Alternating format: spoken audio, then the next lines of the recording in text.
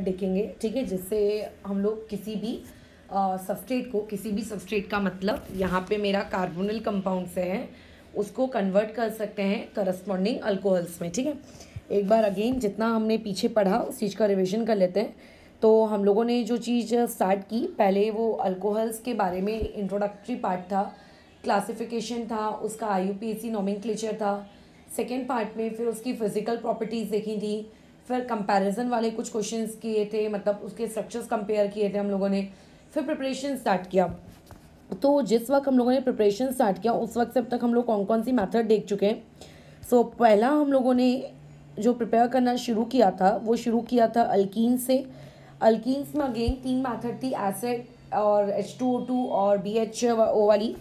उसके बाद second part हम लोगों ने यूज़ किया है तुम लोगों का अल्केन्स, और थर्ड पार्ट में फिर हम लोगों ने यूज़ किया था अल्काइल हैलाइड कि अल्काइल हैलाइड से किस तरीके से ऑब्टेन किया जा सकता है।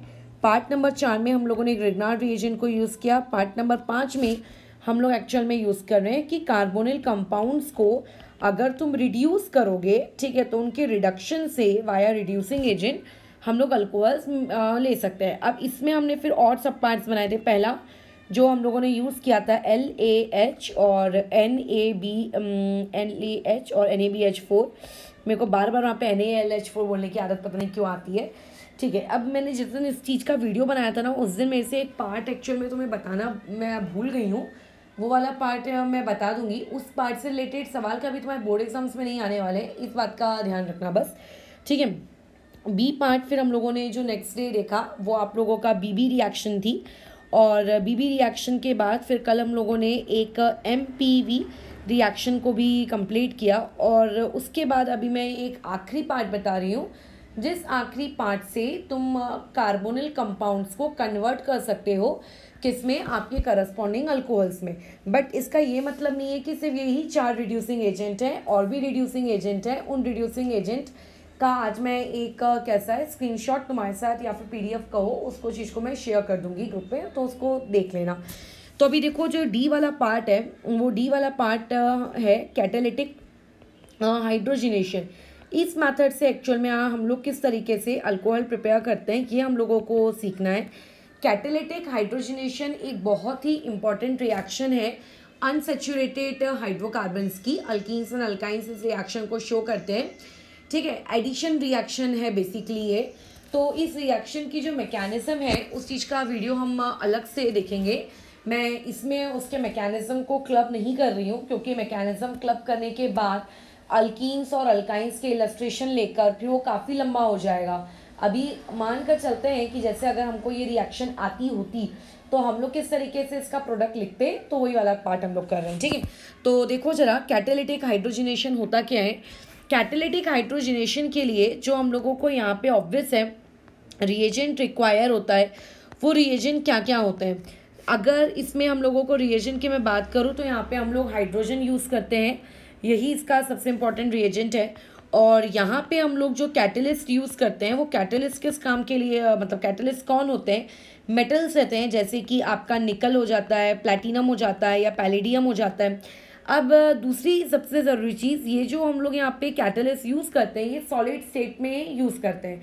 ठीक है, इसका रीज़न जब मैकेनिज्म मैं बताऊंगी तो उस वक्त ज़्यादा अच्छे से समझ में आ जाएगा या उस वक्त मैं जस्टिफाई करूँगी। अब सॉलिड स्टेट में अभी फ़िलहाल के लिए बस इतना बताती हूँ, यूज़ करने का एक ही रीज़न होता है। जैसे हम लोगों ने सरफेस केमिस्ट्री पढ़ी है, तो सरफेस केमिस्ट्री में मैंने क्या बताया था कि अगर आपके पास जो सॉलिड स्टेट के अगर मेटल्स होते हैं तो उन लोगों के पास जो होता है ना, उनके पास फ्री वैलेंसीज होती हैं। तो फ्री वैलेंसीज होने की वजह से वो बहुत ही हेल्पफुल रहते हैं। किस काम के लिए वो हेल्पफुल रहते हैं, वो अपने ऊपर हाइड्रोजन गैस को एडजॉर्ब करने देते हैं। देखो मैंने कौन सा वर्ड यूज़ किया, एडजॉर्ब। ठीक है, 2 फिनोमेनॉन होते थे, एक होता था एडजॉर्प्शन और एक एब्जॉर्प्शन। तो आप जो ये करते हो कैटालिटिक हाइड्रोजनेशन में, इसमें जैसे मान लेते हैं ये निकल मेरी मेटल की सरफेस है, तो होता क्या है इस मेटल की सरफेस में फ्री वैलेंसीज हैं। ठीक है, तो ये फ्री वैलेंसीज पे जाकर हाइड्रोजन क्या करता है, एडजॉर्ब हो जाता है। अब एडजॉर्ब का मीनिंग तुम्हें पता है, ये समझाया हुआ पार्ट है क्योंकि। तो होता कैसा है कि ये हाई फ्री वैलेंसीज के साथ ये हाइड्रोजन कैसा है, ये इसके ऊपर एडजॉर्ब होना शुरू होता है। ठीक है। तो एक्चुअल में अगर कभी क्वेश्चन आया कि मेटल्स का कैटालिटिक हाइड्रोजनेशन में क्या यूज़ है, तो definitely they are catalyst but they are very helpful in the process of absorption of hydrogen gas on them, ठीक है। वो हाइड्रोजन गैस को एब्जॉर्ब होने देते हैं। अब द मोस्ट इंपॉर्टेंट पार्ट, क्या इनके सबस्ट्रेट्स क्या क्या होते हैं, तो मैं इन जनरल की फिलहाल अगर बातचीत करूं तो अल्कोहल के साथ तुम्हारा ये रिएक्शन नहीं देता, ठीक है, क्योंकि अल्कोहल जो है वो ऑक्सीडाइज होते हैं, ठीक है। तुम खुद देखो, कार्बोक्सिलिक एसिड को तुम कन्वर्ट करके ले आते हो अल्डिहाइड में रिड्यूस करके, और अल्डिहाइड को रिड्यूस करके ले आते हो अल्कोहल्स में, ठीक है। तो अल्कोहल्स में ये काम नहीं आते ये लोग आपके। उसके बाद इन लोगों की जो रिएक्शन होती है वो अल्डिहाइड, ठीक है, अल्डिहाइड जैसे भी हम लोगों का भी काम कार्बोनिल ग्रुप्स का ही है, तो अल्डिहाइड के साथ ये रिएक्शन शो करता है, कीटोन्स के साथ ये रिएक्शन शो करता है। अगर तुम मान लेते हैं इसमें आपका ये ले लेते हो क्या कहते हैं एसिड, तो एसिड्स के साथ भी ये रिएक्शन शो तो करता है, लेकिन एक्चुअल में फिर अपन को वहाँ पे थोड़े बहुत चेंजेस करने पड़ते हैं, ठीक है। विल्किंसन कैटलिस्ट हम यूज़ करते हैं, तो एक तरीके से मान के रखो कि इसमें अगर अपन ने इस नॉर्मल कैटलिस्ट में कोई चेंजेस किए तो वो एसिड के साथ रिएक्ट करेगा, तो विदाउट चेंज वो नहीं करता है, तो इसको काट देते हैं। उसके बाद फिर ईस्टर वाला ग्रुप, ईस्टर को भी ये रिड्यूस करने में बहुत ही एफिशिएंट होता है, ठीक है। ईस्टर्स के साथ इनकी रिएक्शन हो जाती है। एनहाइड्राइड को अगर तुम उठाओगे तो एनहाइड्राइड्स के साथ भी ये रिएक्ट करेंगे, बराबर। तो अब उसके बाद आपका आता है एसिड हैलाइड्स, तो उसके बाद ये लोग भी एसिड हैलाइड्स के साथ रिएक्ट करते हैं, बट एसिड हैलाइड्स के साथ इनको रिएक्ट करने के लिए अगेन तुम्हें इन रिएजेंट जो तुम ले रहे हो ना H2 निकल या फिर H2 पैलेडियम, तीनों मेटल्स नहीं ले लेना है, तीनों में से कोई एक, तो इसमें आपको कुछ और भी चीज़ यूज़ करनी पड़ती है जिससे हम लोग लिंडलार कैटलिस्ट कहते हैं, अमोनिया यूज़ करते हैं वहाँ पे। तो वो सारे अगर चेंजेस करते हो तो वो एसिड क्लोराइड के साथ रिएक्ट करता है, अदरवाइज वो रिएक्ट नहीं करता। तो एसिड क्लोराइड वाले केस को भी हम लोगों ने रिजेक्ट कर दिया। 5th नंबर जो हम लोगों के इपॉक्साइड्स होते हैं, इपॉक्साइड्स का मतलब जो आपके साइक्लिक ईथर्स हैं, इनके साथ भी ये रिएक्ट करता है, बराबर। ऑब्वियस है अल्केन मतलब जो तुम्हारी अल्कीन होती है और जो अल्काइन होती है, मतलब ट्रिपल बॉन्ड और डबल बॉन्ड, उनके साथ भी ये डेफिनेटली रिएक्ट करता ही है, ठीक है। और इसके अलावा फिर बाकियों पे अभी बातचीत करना फालतू रहेगा, बट इसमें जो चीज़ मुझे अभी पढ़नी है कि ये किसके साथ रिएक्ट कर रहा है। We are going to study aldehydes and ketones. अगर तुम अल्डिहाइड में ये आपका कैटालिटिक हाइड्रोजनेशन डालते हो, यानी कि H2 निकल, तो वहाँ से वो कन्वर्ट कर देता है उसको 1 डिग्री अल्कोहल में। अगर तुम कीटोन्स में डालते हो H2 निकल, तो ये बात हमें पता है कि कीटोन्स की अगर रिडक्शन की जाए तो कीटोन्स किस में जाके कन्वर्ट हो जाते हैं 2 डिग्री अल्कोहल में, ठीक है। और ईस्टर के बारे में तो एक बहुत ही इंपॉर्टेंट पार्ट है कि ईस्टर में जो O के साथ में R होता है ना, वो O के साथ वाला R भी क्या हो जाता है, आपका अल्कोहल फॉर्म करता है, और उसके साथ साथ वहाँ पे एक अल्डिहाइड बनता है, और अल्डिहाइड वापस से रिड्यूस होकर अल्कोहल बनता है। तो अभी हमको पढ़ना जो है वो एक्चुअल में सबस्ट्रेट अगर अल्डिहाइड और कीटोन रहे तो H2 निकल किस तरीके से उनके साथ रिएक्ट करेगा, ये वाली चीज़ हमें देखनी है, ठीक है। अभी इस पार्ट में जाने से पहले मैं बता देती हूँ इसका काम क्या होता है। बहुत ही इंपॉर्टेंट इसके ऊपर का नोट है। नोट ये है कि जब तुम मैकेनिज्म देखोगे तब तुम्हें ये चीज़ ज़्यादा क्लियरली समझ में आ जाएगी, बट मैकेनिज्म चाहे याद हो ना हो, ये पार्ट ज़रूर याद होना चाहिए, क्योंकि हर रिएक्शन के जो रूल्स होते हैं ना, वो रूल्स पता होने बहुत ज़रूरी है। रूल ये है कि आप जब भी कैटालिटिक हाइड्रोजनेशन वाली रिएक्शन करते हो तो इस रिएक्शन में होता क्या है, जैसे इन जनरल की मैं अगर बातचीत करूं तो जैसे मान लेते हैं तुम्हारे पास CH3 carbon, double bond carbon, और इस तरीके से CH3 लगा हुआ है। तो ये आपका अगर आपने इसमें H2 निकल या फिर H2 प्लेटिनम अगर डाला तो ये क्या करता है, डबल बॉन्ड के पास जाएगा, और सिंपली डबल बॉन्ड के पास जाने के बाद ये मैं यहाँ हाइड्रोजन लगा दे रही हूँ सेटिस्फाई करने के लिए, वहाँ पे डबल बॉन्ड को कन्वर्ट करेगा सिंगल बॉन्ड में, और डबल बॉन्ड हटने के बाद वहाँ पे लगा देगा हाइड्रोजन, ठीक है। H2 ऑब्वियसली रिडक्शन कर रहे हैं तो H2 का एडिशन हो रहा होगा। तो इस तरीके से अगर मान लेते हैं तुमने कोई ट्रिपल बॉन्ड वाला ये लिया है, तो ट्रिपल बॉन्ड में अगर तुम पहली बार H2 प्लेटिनम लेट से तुमने डाला, तो ये चीज़ पहले एक बॉन्ड को तोड़ेगी, एक पाई बॉन्ड को तोड़ेगी, और दोनों तरफ HH को डिस्ट्रीब्यूट कर देगी। तो ये क्या हो जाएगा, CH2 डबल बॉन्ड CH2, फिर एक और पाई बॉन्ड टूटेगा, फिर से उसके बाद वो डिस्ट्रीब्यूट हो जाएगा, तो ये हो जाएगा CH3 सिंगल बॉन्ड CH3 बराबर। तो वैसे ही एक्चुअल में एल्डिहाइड एंड कीटोन्स के साथ भी होता है। जब तुम एल्डिहाइड एंड कीटोन्स यूज करते हो तो ये देखो RC डबल बॉन्ड O और यहाँ पे लेट्स से H है, ये मैंने एक एल्डिहाइड यूज किया। तो जैसे तुम्हें ट्रिक बताई थी सेम वही, पाई बॉन्ड को तोड़ो, ऑक्सीजन को एक हाइड्रोजन दे दो और आपके यहाँ पे कार्बन को भी एक हाइड्रोजन दे दो। तो ये चीज़ कैसी हो जाएगी, R, उसके बाद C, ऊपर में आ जाएगा OH और यहाँ पे एक H तो पहले से था, एक H और आ गया, तो ये हो गया CH2। ठीक है, अगर लेट्स से यहाँ कीटोन होता RC double bond O and R, again pi bond तोड़ो, ऊपर में एक H नीचे में एक H, तो ये चीज़ क्या हो जाएगी, RC, ऊपर में आ जाएगा OH और यहाँ पे कार्बन के पास एक H और यहाँ पे आ गया R। ठीक है, तो इस तरीके से तुम्हें उसको कन्वर्ट करना है, एल्डिहाइड्स को भी, कीटोन्स को भी, एंड डबल बॉन्ड को एंड ट्रिपल बॉन्ड को। तो ये उसका काम करने का तरीका है। अब मैं जो नोट के बारे में बता रही थी उस नोट पे ध्यान देते हैं। पॉइंट नंबर 1, जब भी हम लोग कैटालिटिक हाइड्रोजनेशन करते हैं तो कैटालिटिक हाइड्रोजनेशन में होता क्या है, जो हाइड्रोजन ऐड होता है ना, वो हाइड्रोजन ऐड होता है सिन। ठीक है, यहाँ पे सिन एडिशन होता है। सिन एडिशन का मतलब तुम जानते हो ये चीज़ क्या होती है।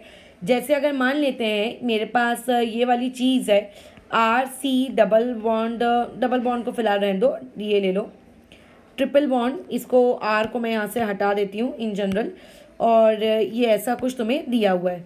अब अगर मैं पूछूंगी इसमें तुम्हें डालना है आपका कैटालिटिक हाइड्रोजनेशन, तो ये बात तो पता है कि 2 टाइम्स ऑफ H2 डलेगा। ठीक है, तो अब इससे ये चीज़ सीखो कि जो आपके हाइड्रोजन ऐड होंगे, ठीक है, एक काम करो ट्रिपल बॉन्ड ही हटा दो, डबल बॉन्ड से सीखते हैं इस चीज़ को। ठीक है, तो ये वाली चीज़ क्या हो जाने वाली है तुम लोगों की, CH2 यहाँ पे कर देते हैं, CH2। तो देखो CH2 डबल बॉन्ड हट गया, सिंगल बॉन्ड हो गया। अब दोनों हाइड्रोजन एक एक कार्बन पे आके तुम्हें लगा देना है। तो ऐसे केस में जो दोनों हाइड्रोजन आएंगे उस कार्बन के पास, अगर आने वाला हाइड्रोजन इस तरीके से वेज पोजीशन पे है तो बाजू वाले कार्बन का भी हाइड्रोजन वेज पोजीशन पे होगा। ठीक है, या फिर आपका अगर एक हाइड्रोजन डैश पोजीशन पे है तो दूसरा हाइड्रोजन भी डैश पोजीशन पे होगा।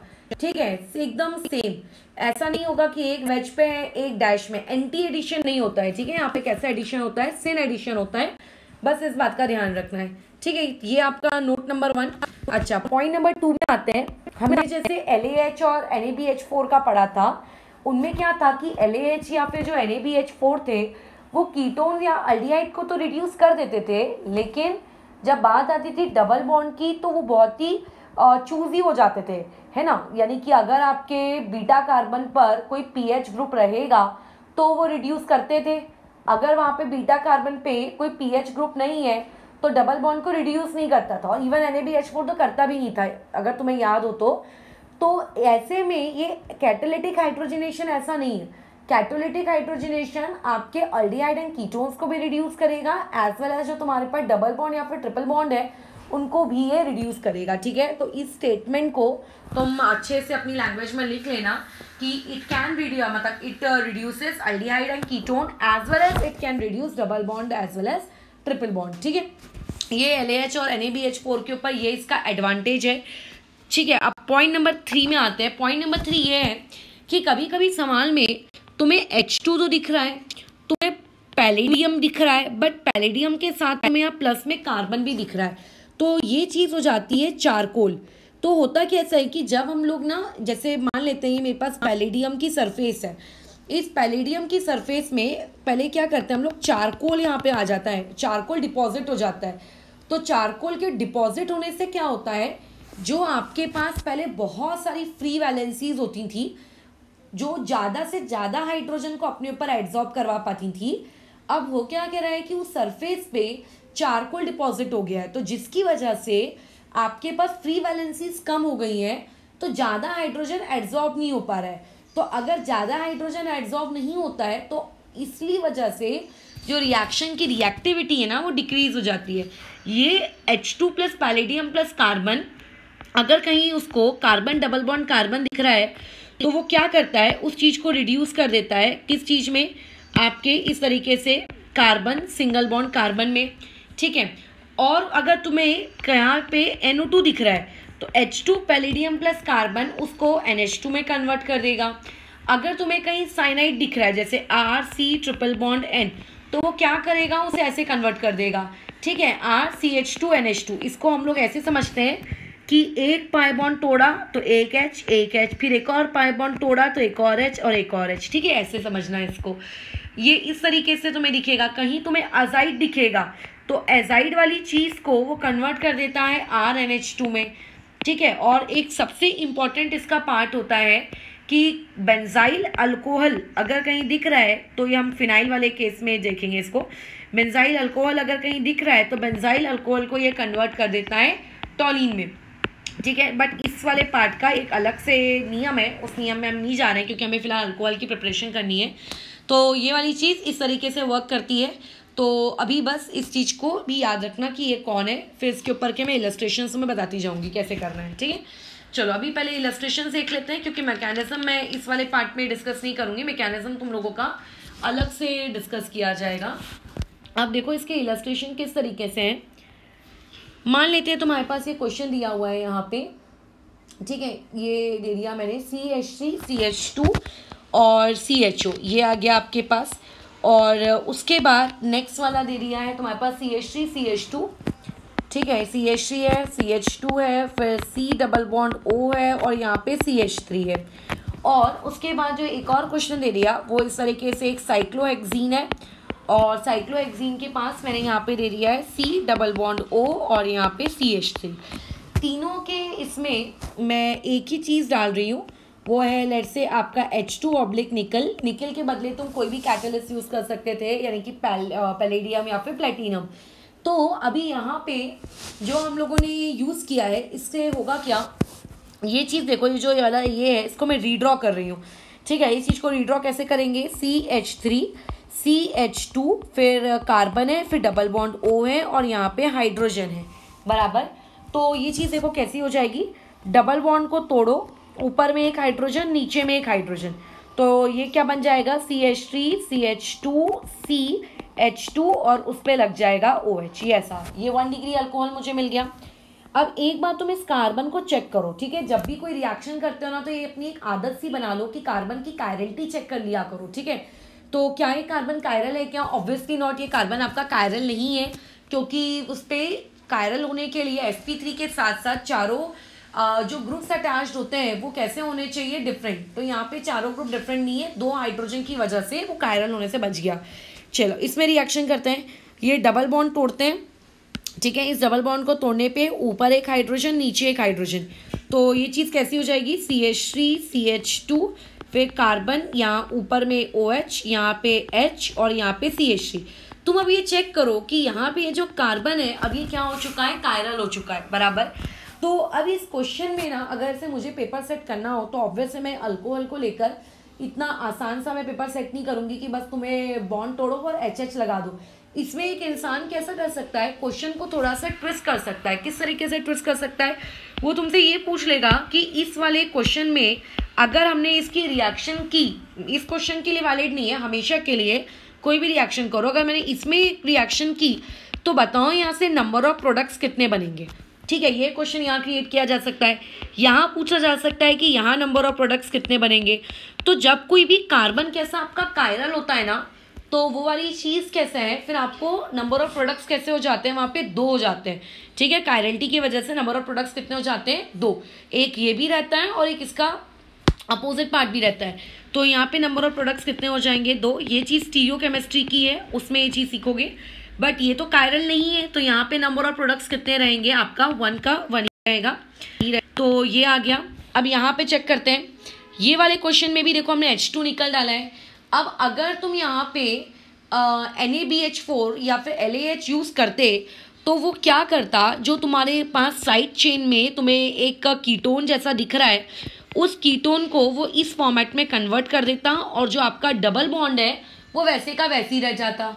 लेकिन एक्चुअली हम लोग H2 ऑब्लिक निकल यूज़ कर रहे हैं, तो ये जो H2 ऑब्लिक निकल है ना, ये तुम्हारे डबल बॉन्ड को भी क्या कर देता है, रिड्यूस कर देता है। तो ये प्रोडक्ट इस तरीके से बनेगा।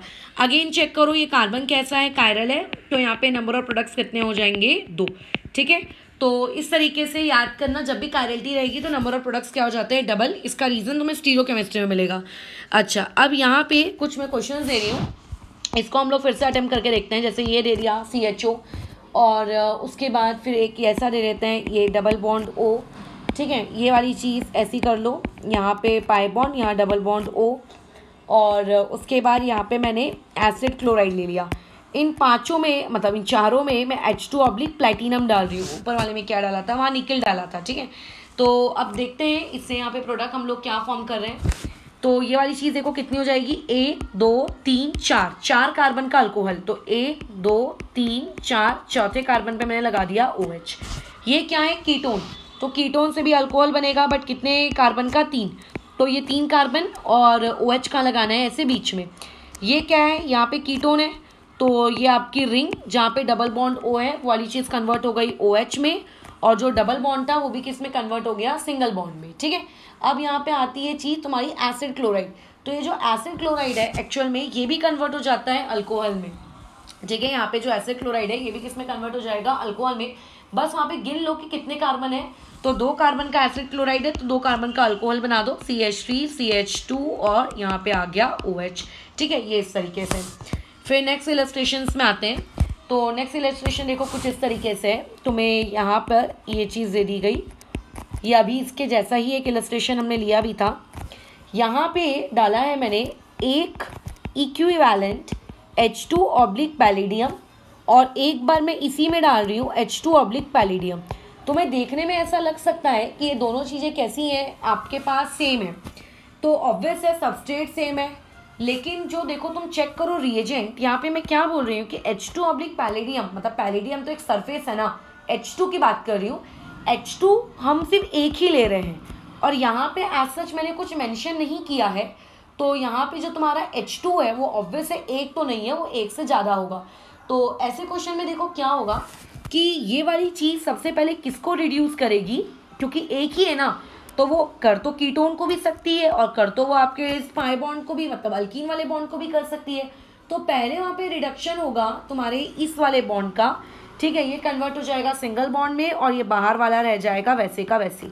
लेकिन नीचे वाले केस में तो ऐसी कोई रिस्ट्रिक्शन है नहीं, वहाँ तो आपके H2 बहुत सारे हैं, तो वो दोनों को रिड्यूस कर देगा। बाहर वाला कीटोन ग्रुप भी रिड्यूस हो जाएगा, और अंदर वाला डबल बॉन्ड भी रिड्यूस हो जाएगा, ठीक है। तो अंदर वाला जब डबल बॉन्ड रिड्यूस हो गया तो वो साइक्लोहेक्सेन बन गया, और बाहर वाला क्या बन गया, अल्कोहल करके, ठीक है। तो याद रखना, क्वेश्चन को ठीक से रीड करना कि वहाँ पे कितने इक्विवेलेंट दिए हुए हैं करके, और अगर कुछ मेंशन नहीं किया है कि कितने इक्विवेलेंट हैं तो ये बात याद रखना कि वहाँ पे फिर आपको मैं ज़्यादा से ज़्यादा है। अब तुम्हें यहाँ पूछ रहा है कि बताओ इस क्वेश्चन में नंबर ऑफ प्रोडक्ट्स कितने हैं, तो तुम पहले प्रोडक्ट तो बनाओ, फिर बाद में डिसाइड करते बैठना कि नंबर ऑफ प्रोडक्ट्स कितने हैं। तो ये एक कितने कार्बन की चेन है, 1 2 3 4, 4 कार्बन का इस तरीके से मैंने बना लिया, ठीक है। इस सेकेंड कार्बन पे OH, और ऑब्वियसली यहाँ H भी होगा। तो अब तुम ये देखो ये कार्बन कायरल है, तो ये ऑब्वियस यहाँ पे नंबर ऑफ प्रोडक्ट एक नहीं बल्कि यहाँ पे नंबर ऑफ प्रोडक्ट्स कितने हो जाएंगे, 2 हो जाएंगे करके, ठीक है। तो मेरे हिसाब से अभी ये वाली चीज़ तुम्हें क्लियर है किस तरीके से रिएक्शन करनी है, होप सो। तो इसमें बस अभी गड़बड़ी मत करना क्वेश्चंस करते वक्त। 1 2 इलस्ट्रेशंस इसमें मैं और ले लेती हूँ, ठीक है, ताकि वो वाली चीज़ समझ में आ जाए कि कैसे तुम्हें बनाना है सवालों को, अदरवाइज़ गड़बड़ी कर दोगे। अब जैसे मान लेते हैं यहाँ पे तुम्हें लिख कर दिया मैंने ये क्वेश्चन, ये मुझे बहुत पसंद है क्योंकि यहाँ पे गलती ज़्यादा होती है। ये दिया है आपके पास एक रिंग, और इस रिंग में यहाँ पे मैंने डाल दिया ये ऐसा कि यहाँ पे H2 निकल। तो तुम याद रखो बेंजीन रिंग में alternate single bond double bond होते हैं, तो ऐसे में तुम्हें यहाँ पे लिखना है नो प्रोडक्ट। लेकिन अगर यही कंडीशन में ऐसी कर दूँ H2 निकल, हाइट हीट करने रखूँ और हाई मतलब 100 ATM का या फिर हाई प्रेशर दे दूँ, तो वो चीज़ कन्वर्ट हो जाएगी आप लोगों के एक साइक्लोहेक्सेन में, ठीक है। तो ये वो पॉइंट है जहाँ पे गड़बड़ी होती है। अच्छा, अब नेक्स्ट इलस्ट्रेशन यहाँ देखते हैं। इस तरीके से सवाल दिया है, पहले ना एक बार खुद भी बना लिया करो, मैं तो इलस्ट्रेशन बनाती रहती हूँ। तुम अगर बना लोगे खुद से तो उसमें कैसा होगा कि तुम्हें पता चलता जाएगा कि अच्छा तुम्हें ये समझ रही है कि नहीं समझ रही है, ठीक है। अब जैसे एक ये एरिया है, एक नेक्स्ट इलस्ट्रेशन यहाँ पे ये वाला ले लेते हैं, डबल बॉन्ड इसका यहाँ दे दिया, और यहाँ पे लिख दिया H2 निकल, ठीक है। तो देखो पहले अपन ये वाला क्वेश्चन कर लेते हैं, सेकेंड वाला। तो इस सेकंड वाले क्वेश्चन में तुम्हें साफ साफ दिख रहा है कि कैटालिटिक हाइड्रोजिनेशन का केस है। तो अब ऐसे में क्या होगा, जो तुम्हारा कीटोन ग्रुप है वो भी रिड्यूस होगा और साथ ही साथ में ये डबल बॉन्ड भी रिड्यूस हो जाएगा। तो प्रोडक्ट क्या बनेगा, कितने कार्बन है गिन लेते हैं, 1 2 3 4 5 6। तो ये फटाफट बना लिया, 3 ये 4 ये 5 और ये 6। डबल बॉन्ड गायब और थर्ड पोजीशन पे जो डबल बॉन्ड O था वो कन्वर्ट हो गया OH में। ठीक है, इस तरीके से। अब लेकिन जो मैंने ऊपर वाला क्वेश्चन दिया है उस ऊपर वाले क्वेश्चन में लिखा है H2 प्लस पैलेडियम। अगर से पैलेडियम तक बातचीत होती तो समझ में भी आता, लेकिन साथ में मैंने कार्बन भी डाल दिया है। तो चारकोल डालने से होता क्या है, आपकी जो सरफेस है उस सरफेस को, पैलेडियम की सरफेस को चारकोल ना कवर कर लेता है, तो जिसकी वजह से उसकी रिएक्टिविटी कम हो जाती है। तो अब वो इतना रिएक्टिव नहीं बचा है कि वो डबल बॉन्ड को भी रिड्यूस कर पाए और तुम्हारे कीटोन वाले ग्रुप को भी रिड्यूस कर पाए। तो दोनों में से कोई एक होगा। तो अभी अभी हम लोगों ने ऊपर देखा था, ये देखो, जब दोनों में से कोई एक होता है तो पहले कौन सा वाला हो जाता है, आपका डबल बॉन्ड। तो यानी कि ये चीज़ कैसी होगी, ये आपका कीटोन ग्रुप बेचारा वैसे का वैसे ही रह जाएगा और सिर्फ तुम्हारा कन्वर्ट कौन होगा, डबल बॉन्ड वाला किस में कन्वर्ट हो गया है, सिंगल बॉन्ड में। ठीक है, तो ये H2 प्लस पैलेडियम वाला जो क्वेश्चन आता है इसमें गड़बड़ी मत करना, क्योंकि यहाँ पे गड़बड़ी होने के ज़्यादा चांसेस होते हैं। ठीक है, अभी इसी के जैसा अगर तुम्हें और भी कोई इलस्ट्रेशन मिले तो उसमें गड़बड़ी नहीं होनी चाहिए, वो चीज़ फटाफट हो जाएगी। मैं 1 या 2 इलस्ट्रेशन और दे देती हूँ उसके। ये वाला मैंने ये LAH के वक्त भी लिया था, ये मान लेते हैं मैंने ऐसा दिया है बेंजोक्विनोन। ठीक है, ये आपको दिया है।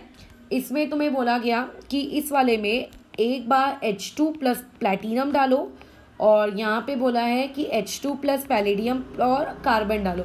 कई बार ना यहाँ पे ये चीज़ भी लिख कर आ जाती है 180 m। ठीक है, प्रेशर देना पड़ता है इसको। तो देखो, जब तुम H2 प्लस प्लैटिनम डालोगे तो बहुत ही एफिशिएंट है आपका, ये डबल बॉन्ड को भी ख़त्म कर देगा और जो तुम्हारे कीटोन वाले ग्रुप हैं उनको भी ख़त्म कर देगा। तो सारे डबल बॉन्ड को कन्वर्ट कर दिया सिंगल बॉन्ड में और जो डबल बॉन्ड होते हैं वो कन्वर्ट हो गए इस तरीके से OH में। लेकिन जब तुमने ये यूज़ किया तो ये याद रखना, इसकी रिएक्टिविटी कम हो गई है, बिकॉज सरफेस जो है उसका जो एरिया है, सरफेस एरिया, वो कवर कर लिया है चारकोल ने, जिससे उसकी रिएक्टिविटी डिक्रीज हो गई है। तो अब ये चीज़ कैसी हो जाएगी, आपका जो ऊपर का कीटोनिक ग्रुप है वो तो वैसे ही रहेगा, लेकिन हाँ जो आपके पाई बॉन्ड से वो क्या हो जाएंगे, ब्रेक होके सिंगल बॉन्ड में कन्वर्ट हो गए। ठीक है, अब ये वाला एक और illustration, PH CH double bond CH और CHO। अभी इसमें तुमने डाला है H2 ऑब्लिक प्लैटिनम। ठीक है, तो तुम जब प्लैटिनम वाला यूज़ कर रहे हो और उसमें कोई चारकोल वारकोल मिक्स नहीं किया है तो ऐसे केस में ये सब कुछ रिड्यूस हो जाएगा, ये डबल बॉन्ड भी रिड्यूस होगा और ये एल्डिहाइड वाला ग्रुप भी। तो ये क्या हो गया, PH और CH2 सिंगल बॉन्ड, यहाँ पे आ गया आपका अगेन CH2 और ये चीज़ हो जाएगी CH2OH।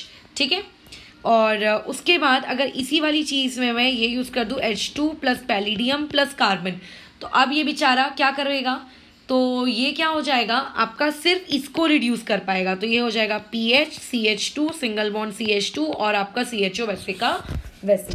ठीक है, मेरे हिसाब से अब ये चीज़ क्लियर है किस तरीके से तुम्हें करना है। तो हम लोगों ने ऑलमोस्ट जितनी भी इम्पॉर्टेंट मैथड्स थी जिनके वाया आप कन्वर्ट कर सकते हो कार्बोनिल कंपाउंड को अल्कोहल में, ठीक है, वो वाली फिनिश कर ली है। But there are few more reducing agents which can convert carbonyl compounds into corresponding alcohols। उसका मैं ग्रुप पे वो PDF शेयर कर देती हूँ, उसको कैसा है अपने कॉपी में अच्छी जगह लिख विक लेना, उसकी सिर्फ इमेज ही मत रहने देना। और दूसरी बात ये कि यहाँ पे हम लोगों का प्रिपरेशन ऑफ अल्कोहल कैसा ख़त्म होता है, बट एक्चुअल में अल्कोहल को प्रिपेयर करने के कुछ इंडस्ट्रियल मैथड्स भी होते हैं। ठीक है, इंडस्ट्रियल मैथड्स की तुम्हें मैकेनिज्म वगैरह नहीं जाननी है, वो तुम्हारे बोर्ड एग्जाम का वैसे पार्ट भी नहीं है, तो जिन्हें स्किप करना है वो कर सकते हो। लेकिन वो कैसा है, जो कभी कभी स्टेट बोर्ड के जैसे मतलब MHTCT टाइप के जो एग्ज़ाम्स होते हैं ना, स्टेट लेवल इंजीनियरिंग एग्ज़ाम, उनमें कैसा ये क्वेश्चन आता है, मैंने ऐसा देखा है तुम्हारी वाली बुक RLS में इसके ऊपर के सवाल। तो वो जो मैथड्स है इंडस्ट्रियल मैथड, वो नेक्स्ट वाले पार्ट में मैं डिस्कस कर लूँगी। तो उस वाली चीज़ को सिर्फ देखना अच्छे से कि अच्छा ये ऐसे ऐसे हो रहा है, उसके मैकेनिज्म वगैरह में नहीं जाना है, अच्छा ये मिक्स किया ये किया ये बना। ठीक है। तो फिर हम लोगों का अभी इसके बाद जो नेक्स्ट वीडियो आएगा प्रिपरेशन ऑफ अल्कोहल फिनिश हो जाएगा एंड फिर हम लोग प्रिपरेशन ऑफ फिनॉल्स में जाएंगे।